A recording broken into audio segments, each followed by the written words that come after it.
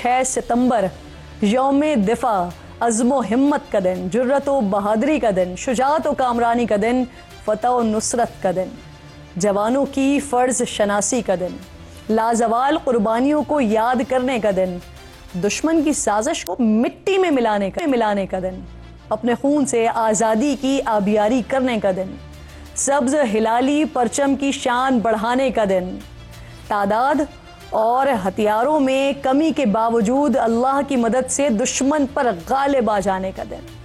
آج وہ دن ہے ناظرین جب مکار دشمن ہمیشہ کی طرح رات کی تاریکی میں پاکستان کی سالمیت پر حملہ آور ہوا، لیکن پاک فوج کے بہادر جوانوں نے اپنی بہادری سے دشمن کے سارے عزائم خاک میں ملا دیے۔ چونڈا کون بھول سکتا ہے اسے؟ یہ وہ محاذ تھا ناظرین کہ جہاں بر صغیر کی تاریخ کی ٹینکس کی سب سے بڑی جنگ لڑی گئی۔ اس مارکے میں کم و بیش 500 سے زائد ٹینکس استعمال ہوئے۔ طاقت کے نشے میں چور بھارت کو اپنی عددی برتری پر بھروسہ تھا اس وقت بھی، لیکن وہ بھول گیا تھا کہ دوسری طرف اقبال کے وہ شاہین تھے جن کے لیے اقبال نے فرمایا تھا کہ کافر ہے تو شمشیر پہ کرتا ہے بھروسہ، مومن ہے تو بے تیغ بھی لڑتا ہے سپاہی۔ اور پھر دنیا نے دیکھا کہ ہمارے جوانوں نے سینوں پر بم باندھ کر بھارتی ٹینکس کا مقابلہ کیا اور چونڈا ٹینکس کے سب سے بڑے قبرستان میں تبدیل ہو گیا۔ میجر عزیز بھٹی نے BRB نہر کے پاس صرف 110 جوانوں کی مدد سے بھارت کی پوری بریگیڈ کو کئی گھنٹوں تک 1 انچ بھی آگے بڑھنے نہیں دیا تھا۔ صرف زمین ہی نہیں ناظرین، ہمارے جوان آسمان سے بھی موت بن کر دشمن پر ٹوٹ پڑے تھے۔ ویسے تو اس پوری جنگ میں ہی فضا کے نگہبانوں نے ہیبت طاری کی ہوئی تھی، لیکن وہ جو 30 سیکنڈ تھے نا جو دنیا نہیں بھول پائی آج تک، جب MM عالم کی جانب سے 5 بھارتی طیاروں کو نشانہ بنایا گیا تھا۔ بحری پاسبانوں کی جرت بھی کسی سے کم نہیں تھی۔ اس جنگ میں پاک بحریہ کے 7 جہازوں پر مشتمل بحری بیڑے نے اندر گھس کر دشمن کی بندرگاہ دوارکا پر حملہ کیا اور ریڈار سسٹم سمیت اہم تنصیبات کو تباہ کر دیا تھا۔ پاک فوج نے ناظرین اس جنگ میں ایسی حکمت عملی اپنائی کہ دشمن کے ہاتھ پاؤں پھول گئے تھے۔ بھارتی میجر جنرل GS سندھو نے اپنی کتاب اس میں لکھا کہ بھارتی بوکھلاہٹ سے پردہ اٹھاتے ہوئے انہوں نے لکھا کہ بھارتی طیارے جو اپنی فوج کی مدد کے لیے ہوا میں اڑے تھے انہی کی تباہی کا سبب بنے۔ ان طیاروں نے اپنے یونٹ 20 لانسرز کے ٹینکس پر بارود کی بارش کر دی، جس کے نتیجے میں 3 ٹینکس، اسلحہ فراہم کرنے والا ٹرک اور 1 ریکوری گاڑی تباہ ہو گئی۔ یہ افسانے نہیں ہے، یہ ہماری حقیقت ہے الحمدللہ۔ اور ایسا صرف ناظرین 65 کی جنگ میں نہیں ہوا، تاریخ بھری پڑی ہے ایسے واقعات سے۔ 2019 کی نام نہاد سرجیکل اسٹرائیک، اسے کون بھول سکتا ہے؟ ابھینندن کو زندہ گرفتار کیا، وہ تو بھارتیوں کی خوشبختی تھی کہ دوسرا طیارہ پاکستان کی حدود میں نہیں گرا، ورنہ دوسرا پائلٹ بھی ہمارے شکنجے میں تو ہونا تھا۔ مارکہ حق کو تو ابھی سال بھی پورا نہیں ہوا ہے۔ فیلڈ مارشل سید عاصم منیر کی حکمت عملی، جوانوں کا جذبہ اور اللہ کی مدد پاکستان سے 7 گنا بڑے دشمن کو صرف 4 روز میں گھٹنوں پر لے آئی تھی۔ پاکستان نے بھارتی فضائیہ کے نہ صرف 6 طیاروں کو نشانہ بنایا بلکہ دفاعی سسٹم S-400 کو تباہ کر کے بھارتی غرور کو بھی خاک میں ملا دیا تھا۔ بھارت کے اندر گھس کر کئی ایئرپورٹس اور اڈوں کو نشانہ بنایا تھا، اور میں بار بار کہتی ہوں کہ بہت سی ایسی باتیں ہیں جو میں نہیں بتا سکتی۔ نقصان اتنا بڑا تھا نا ناظرین کہ بھارت کو 2 دن تک اپنی فضائیوں کو گراؤنڈ رکھنا پڑا تھا۔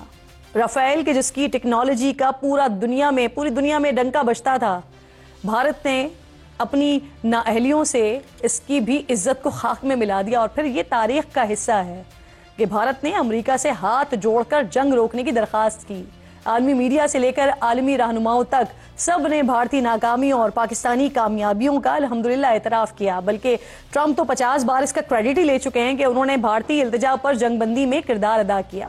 آج کا دن بڑا اہم ہے تو پھر کوئی اور بات نہیں کرنی چاہیے۔ اسی سلسلے میں میرے انتہائی معزز مہمان ہیں، آج سروسز سے ہی میرے ساتھ موجود ہیں جنہوں نے سرو کیا ہے، اور انہیں سے ہی یہ ساری چیزیں ذرا مزید جانتے ہیں، مزید بات کرتے ہیں۔ پروگرام میں میرے ساتھ ایئر کوموڈور خالد چشتی صاحب جوائن کر رہے ہیں، میں آپ کی شکر گزار ہوں۔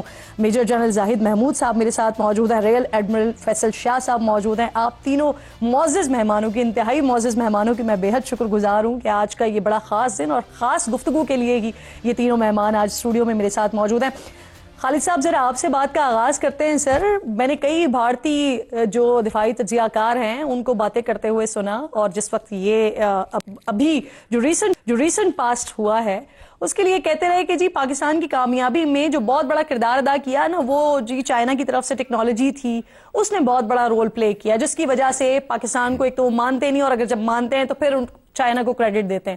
لیکن سر جب یہ 65 کی جنگ ہوئی 6 ستمبر کا دن, تو اس میں جو ایم ایم عالم نے جس طرح سے جہاز گرائے, تو اس سے تو یہ ثابت ہوتا ہے کہ بیسکلی ٹیکنالوجیز میٹر نہیں کرتی, پروفیشنلزم میٹر کرتا ہے, وہ چاہے 65 کا مارکا ہو, وہ چاہے آج کا مارکا ہو. سر بہت شکریہ کرن, آپ نے مجھے انوائٹ کیا ہے. یہ میں ابھی امریکہ اور کینیڈا کی وزٹ سے ابھی واپس آئے, اور وہاں بھی میرے ساتھ ایک سوال ہوا تھا, اور 6 جرنلسٹ تھے جنہوں نے پنجابی میں میرے سے کہا کہ یہ تو چائنا کی طرف سے سارا جو سپورٹ آپ کو ملی اس کی وجہ سے جیت ہوئی تھی. تو میں نے جو جواب ان کو دیا تھا وہ آپ کو پیش کرتا ہوں.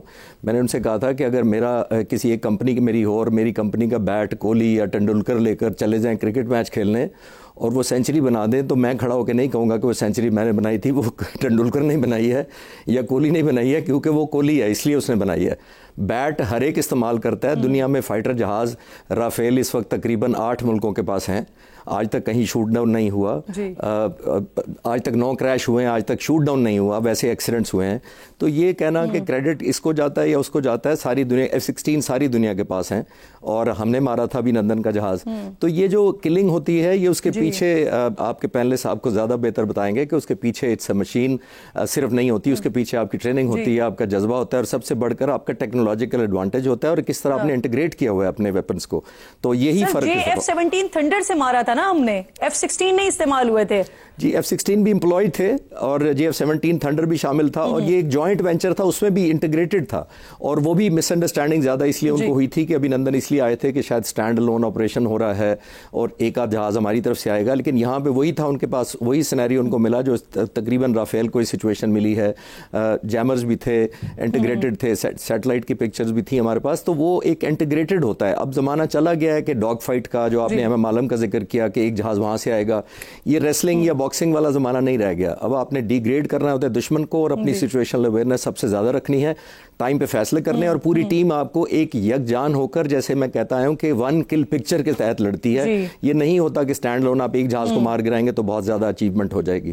آپ نے ایک اوور آل ایک سینیریو ڈیولپ کرنا ہوتا ہے. طے شدہ بات ہے نا سر, جذبہ ایمانی اور پروفیشنلزم جو اس وقت بھی تھا, الحمدللہ آج بھی وہی جذبہ ایمانی ہے, وہی پروفیشنلزم ہے. جنرل صاحب مجھے یہ فرمائیے کہ جب ہم اس طرح کی سچویشن ہوتی ہے, اور جب یہ مارکہ حق چل رہا تھا اس وقت بھی ہم ڈسکشن کرتے رہے, یہاں پر بیٹھے ہوتے تھے, ہم نے کچھ اس طرح کی سچویشنز بھی دیکھی کہ جب پاکستان نے ریٹیلیٹ کرنا شروع کیا اور پاکستان نے دکھایا کہ ہم کیا کیا کریں گے تمہارے ساتھ, تو پھر ہم نے وہاں پر ان کی چوکیوں پر سفید امن کے جھنڈے بھی لہراتے ہوئے دیکھے, باقاعدہ بھیک مانگتے ہوئے دیکھا. کیا حکمت عملی ہوتی ہے سر جب اس طرح کی جنگی سچویشن ہو اور اس میں سفید جھنڈا لہرا دیا جائے امن کا, تو پھر کیا حکمت عملی اپنائی جاتی ہے؟ جی بسم اللہ الرحمن الرحیم. کرن پہلے تو thank you very much for the invite. میرا چشتی صاحب کو اور فیصل صاحب کو بھی بہت سلام. اور سب سے پہلے کہ ہم اس موضوع پہ بات کریں اور جو آپ نے سوال کیا ہے, آئی تھنک سب سے پہلے تو ہم جو شہدائے پاکستان ہیں, خاص طور پہ جو تحریک پاکستان میں جن لوگوں نے شہادتیں کی, پھر 1947 آنورڈ اور آج تک جو شہادتوں کی یہ داستان ہے, تو ہمیں فخر ہے کہ اس قوم کے بیٹے ہیں کہ جس کی جو تاریخ ہے اس کے شہداء کے خون سے لکھی جا رہی ہے. اور شہداء کی تمام فیملیز کے ساتھ ٹوڈے وی اسٹینڈ, اور وی او دیم ایوری تھنگ. جی یہ شہداء کی جو بھی فیملیز ہیں, ان کے پیرنٹس ہیں, ان کے بچے رہ گئے ہیں, تو ان کا ایک قرض ہمارے ذمہ ہے, وہ ہمیں یہ ذہن میں رکھنا چاہیے کہ وہ ہم نے پورا کرنا ہے. ابھی آپ نے جو سوال کیا کہ یہ کیا حکمت عملی ہوتی ہے, دیکھیں کسی بھی ملٹری کمانڈر کا جب اپنے نیشنل آبجیکٹیوز کو اچیو کرنے کے لیے ملٹری ایکشن کرتا ہے تو اس کا سب سے بڑا خواب ہوتا ہے to embarrass the opponents military. اور اللہ سبحانہ تعالیٰ نے ہمیشہ پاکستان کو کامیابی دی ہے, لیکن یہ جو مارکہ حق تھا اور بنیان المرصوص کا جو رسپانس ہے, یہ پاکستان کی ڈیفائنس اور پاکستان کی کیپیبلٹیز کا ایک خوبصورت کامبو جس کو کہتے ہیں نا, اس کی اپلیکیشن تھی, جہاں پہ ہماری پولیٹیکل ملٹری لیڈرشپ تمام ایک چیز کے ساتھ. اچھا جب آپ نے سچ کے اوپر جنگ لڑ رہے ہوتے ہیں, جب آپ حق کے اوپر جنگ لڑ رہے ہوتے ہیں, جب آپ ظلم کے خلاف لڑ رہے ہوتے ہیں, تو آپ کی جو نیچرل ڈیفائنس ہے, جو آپ کی حسینیت ہے, وہ ہر سولجر کی ایک سامنے آ جاتی ہے. اور کرن سر بھی بیٹھے ہیں, انہوں نے بھی ہم سے سینئر ہیں, جنگیں لڑی ہیں. پاکستان کا جو بھی سولجر ہے, چاہے وہ سیلر ہے, ایئر مین ہے, پاکستان آرمی کا سپاہی ہے, یا ہمارے law enforcement agencies F Cs, ان کی ایک ہی خواہش ہوتی ہے کہ اللہ تعالیٰ انہیں ایک موقع دے اپنے جو دشمن ہے, ازلی دشمن بھارت کے خلاف, اپنے ایک جذبات کو اور اپنے احساسات کو اور اپنے آپ کو پیش کرنے کا اس مارکے میں. تو that is a different spirit. اور جب انڈیا کا کانٹیکسٹ آ جاتا ہے, اور پھر وہ کانٹیکسٹ ابھی دیکھیں نا, مار کے حق میں ہوا کیا کہ انہوں نے مارا کس کو, ہمارے 4 سال کی ہوا, 7 سال کا عزیر, یہ ہمارے بچے انہوں نے شہید کیے. اور پھر وہاں سے جو ہیبرسٹک اپروچ تھی, تو اس کے خلاف اس جذبہ اتنا بڑھ جاتا ہے کہ رسپانسز بہت ہیوی چلے جاتے ہیں. تو آف کورس ایک طریقے سے ایک جنگ لڑی جاتی ہے, لیکن پاکستان نے الحمدللہ سپاہی سے لے کے ٹاپ لیڈرشپ تک, تمام ایئر فورس, نیوی, آرمی کی لیڈرشپ, ایک ہی فیصلہ تھا کہ انڈیا کو جب جواب جائے گا تو وہ 2 نوچ اپ جس کو بولتے ہیں, کوئڈ پرو کو میں 2+ جائے گا, کوئڈ پرو کو پلس جائے گا. تو وہ ایک سپاہی کی گولی سے لے کے تمہارے اسٹریٹجک ایسٹس تک وہ ویسا ہی گیا.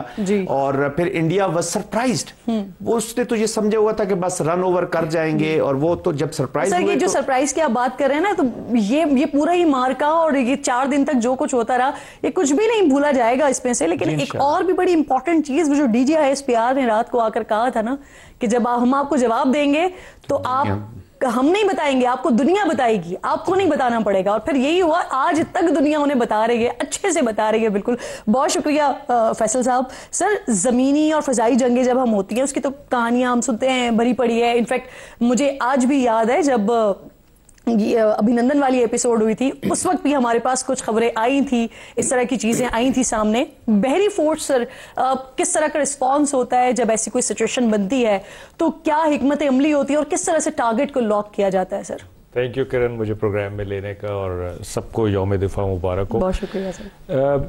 دیکھیں, نیویز کی نا ایک انہیرنٹ کریکٹرسٹک ہوتی ہے, اور وہ کریکٹرسٹک یہ ہوتی ہے کہ ان کو امن سے جنگ میں آنے میں کوئی ٹائم نہیں لگتا.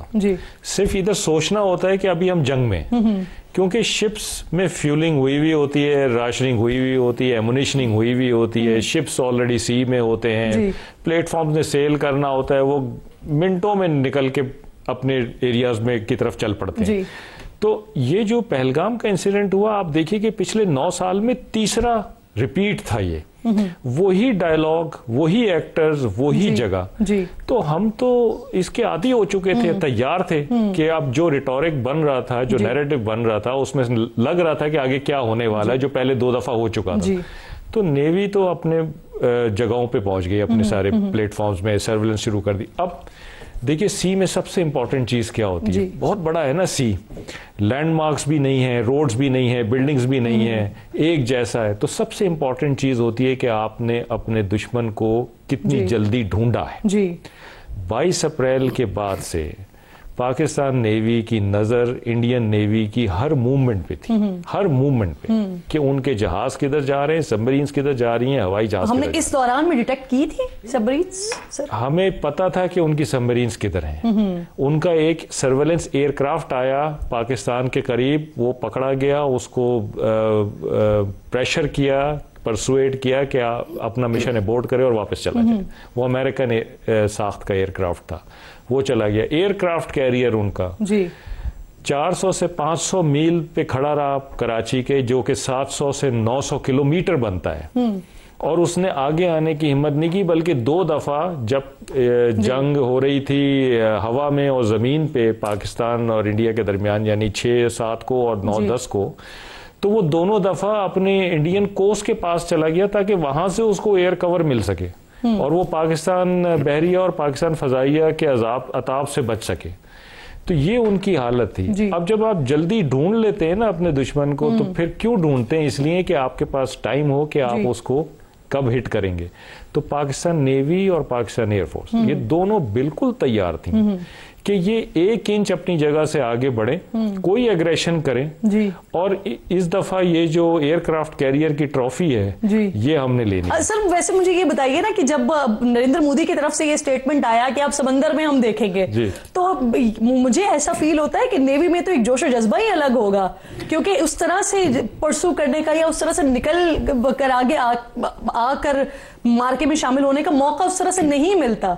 तो जब ये वाली बात वहां से हुई होगी तो मुझे तो लगता है कि शायद एक और ही लेवल होगा जो मैं आपको बता रहा हूँ कि बिल्कुल तैयारी थी जी कि इन्होंने एक फायर करना, क्योंकि हम एग्रेसर नहीं है, एग्रेसर तो इंडिया है। तो जैसे ही उसने कोई एग्रेशन करना था, इधर से भरपूर जवाब जाना था। और ये जो इनका प्राइड था, एयरक्राफ्ट कैरियर तो न्यूक्लियर सबमरीन्स तो ये वो, इन सब का सत्यानाश हो जाना था। ये बिल्कुल तैयारी थी। ये क्यों कहते हैं कि नेवल फ्रंट हम खोलेंगे? इसलिए कि नेवल फ्रंट खुला नहीं, और इनको नेवल फ्रंट उस वक्त खोलना चाहिए था जिस वक्त इनकी पिटाई हो रही थी हवा में और जमीन पे। भाई आपने अपने लॉसेस को मेकअप करना है तो जो अगर आप समझते हैं कि सी में आपकी ताकत है तो आप उसको लेकर आए, उसको अप्लाई करें। उसको तो अप्लाई नहीं किया उन्होंने। अब वो कहते हैं कि हम नेवल फ्रंट खोलेंगे जब भी नेक्स्ट टाइम होगा, इसलिए कि वो पर्दा रह गया है, वो पर्दा अभी तक चाक नहीं हुआ है। बाकी जो राफेल का एक पर्दा था या बाकी जो बड़ी बड़ी ताकत का एक पर्दा था, वो तो बहुत ही बुरे तरीके से हमने चाक किया, बाकायदा फाड़ दिया है उस पर्दे को।